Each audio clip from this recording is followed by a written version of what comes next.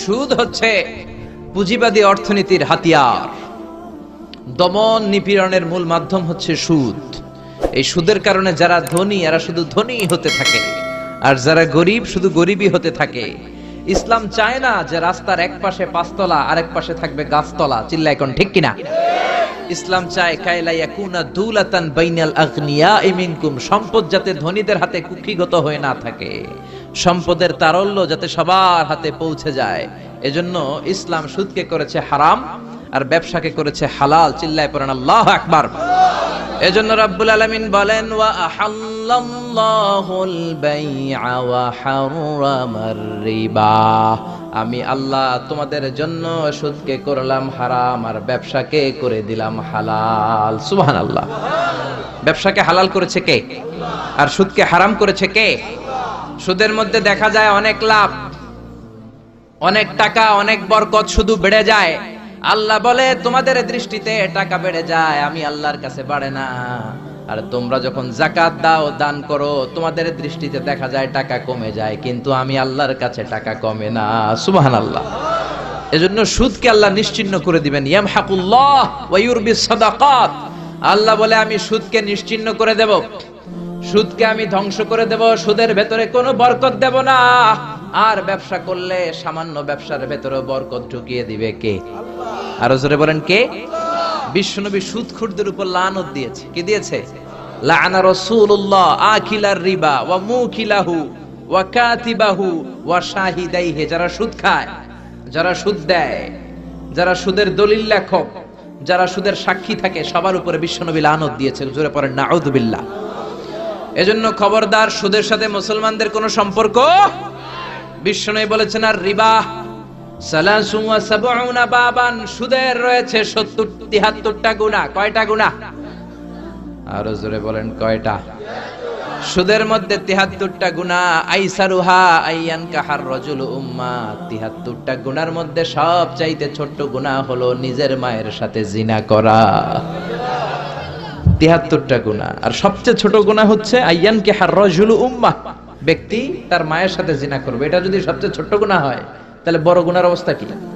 বড় গুনাহটা কি জানার দরকার আছে না নাই? আল্লাহ সেটাও বলে দিলেন ফাযানু বিহারবিম মিনাল্লাহি ওয়া রাসূলিহি। সুদের সবচেয়ে ছোট গুনাহ মায়ের সাথে জিনা করা, আর সুদের সবচেয়ে বড় গুনাহ আল্লাহর সাথে যুদ্ধ করা। করবেন নি? পারা যাবে না আল্লাহর সাথে যুদ্ধে? সে আল্লাহ কবে থেকে ক্ষমতায় বসা? এখন তো আল্লাহ বুড়া হয়ে গেছে। হ্যাঁ, আল্লাহর ক্ষমতা কি আগের মতো আছে? জোরে বলেন আছে? এজন্য সুদের সবচেয়ে ছোট গুনাহ মায়ের সাথে জিনা, সবচেয়ে বড় গুনাহ কার সাথে? যুদ্ধ। আরো জোরে বলেন। এজন্য বিশ্বনবী বলতেন ইজতানিবু আস-সাবআল মুবিকাত, 7টা ঈমান বিধ্বংসী, আমল বিধ্বংসী কাজ থেকে তোমরা বেঁচে থাকবা। 1 নম্বরে হলো শিরক, আল্লাহর সাথে শিরক করবা না। 2 নম্বরে হলো মাতা পিতার সাথে অবাধ্যতা করা। 3 নম্বরে জাদু দেখানো, জাদু টুনা করা। 4 নম্বরে অন্যায় ভাবে কাউরে হত্যা করা। 5 নম্বরে এতিমের সম্পদ খাওয়া। 6 নম্বরে কোন নারীকে অন্যায় ভাবে জিনার অপবাদ দেওয়া। 7 নম্বরে সুদ খাওয়া। কি খাওয়া? এই 7টা কাজ করলে আপনার ঈমানটাকে ধ্বংস করে দিবে কে? চিল্লায় বলেন কে? এজন্য দুনিয়াতে যারা সুদ খায় তাদের সম্পদে কোনো বরকত নাই, তাদের শুধু রোগ আর রোগ, টেনশন আর টেনশন। আছে না নাই? আবার বিশ্বনবী বললেন যারা সুদ খায় তাদের 3টা শাস্তি। কয়টা? আরো জোরে বলেন কয়টা? 1 নম্বরে কিয়ামতের দিন আল্লাযীনা ইয়াকুলুনার রিবা লা ইয়াকুমুনা ইল্লা কামা ইয়াকুমুল্লাযী ইয়াতাখাব্বাতুহু শাইতানু মিনাল মাস। সুদের 1 নাম্বার শাস্তি, কিয়ামতের দিন সুদখোর যখন কবর থেকে উঠবে, রব্বুল আলামিন তাকে জিনে ধরা রোগীর মতো, পাগলের মতো উঠায় দিবে। সুদখোর কবর থেকে উঠে ভূতে ধরা রোগীর মতো, জিনে ধরা রোগীর মতো, পাগলের মতো লাফাতে লাফাতে উঠবে। তারে দেখে কিয়ামতের ময়দানের সবাই বুঝবে লোকটা হলো সুদখোর। কি খোর? আরো জোরে বলেন। এটা হচ্ছে 1 নাম্বার শাস্তি। 2 নাম্বার শাস্তি বিশ্বনবী বললেন আমি স্বপ্নে দেখলাম কিছু লোকের পেট হচ্ছে বিশাল বড় ঘরের মতো, আর ওই পেটের ভেতরে দেখলাম ভয়ঙ্কর বিষাক্ত সাপ। জিব্রাইল রে বললাম ও জিব্রাইল মান হাউলা এরা কারা? বিশ্বনবী বললেন হাউলাই আকালাতুর রিবা, এরা হলো আপনার উম্মতের মধ্য থেকে যারা সুদ খেয়েছে ওই সুদখোর লোকগুলা। পড়েন নাউযুবিল্লাহ। তিন নাম্বার শাস্তি, বিশ্বনবী বলেন যে রাতে আমাকে মেরাজে নেওয়া হলো, রাআইতু লাইলাতা উসরিয়া বি, মেরাজের রাতে আমি দেখলাম রক্তের একটা নদী, ওই নদীর উপর কিছু লোক সাঁতার কাটে। কিসের নদী দেখছেন কোনদিন? রক্তের নদী আমরা কোনদিন দেখেছি? রক্তের একটা নদীর ভেতরে কিছু লোক সাঁতার কাটে।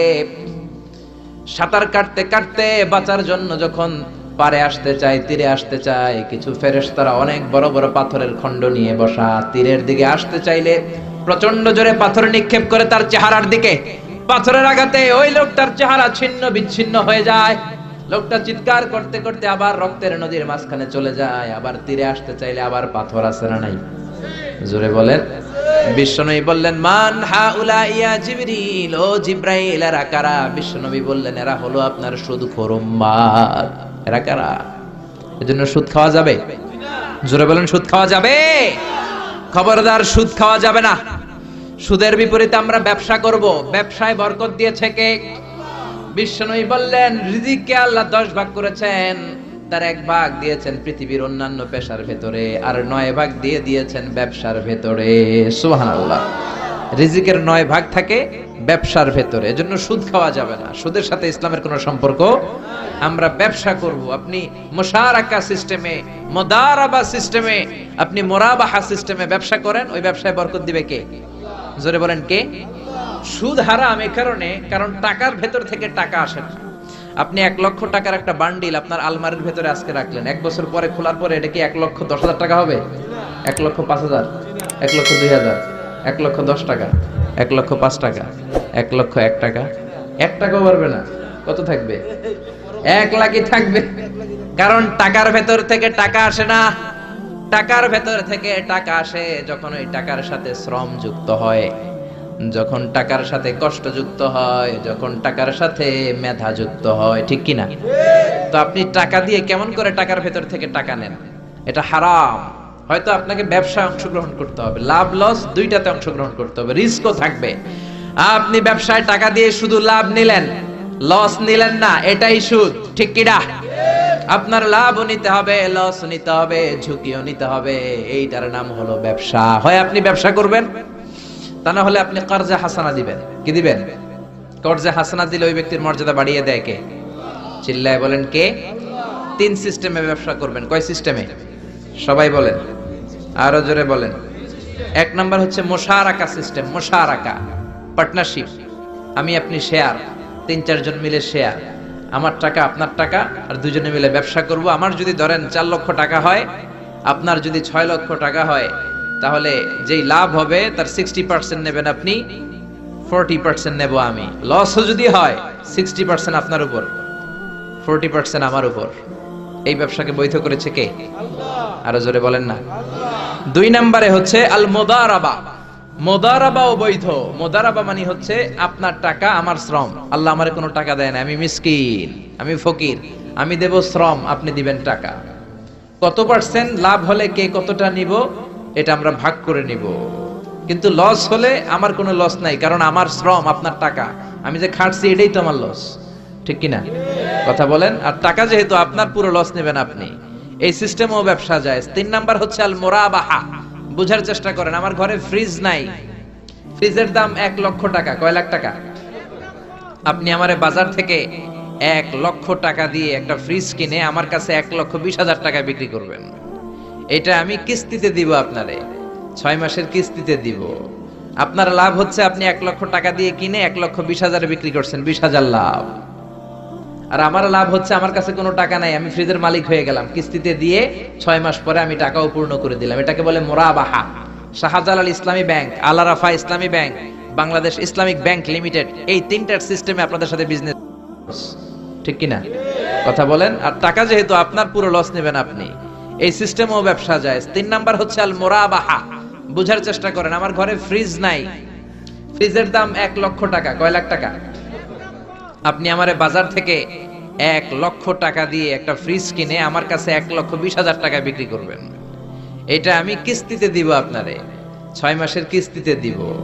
আপনার লাভ হচ্ছে আপনি 1 লক্ষ টাকা দিয়ে কিনে 1,20,000 বিক্রি করছেন, 20,000 লাভ। আর আমার লাভ হচ্ছে আমার কাছে কোনো টাকা নাই, আমি ফ্রিজের মালিক হয়ে গেলাম।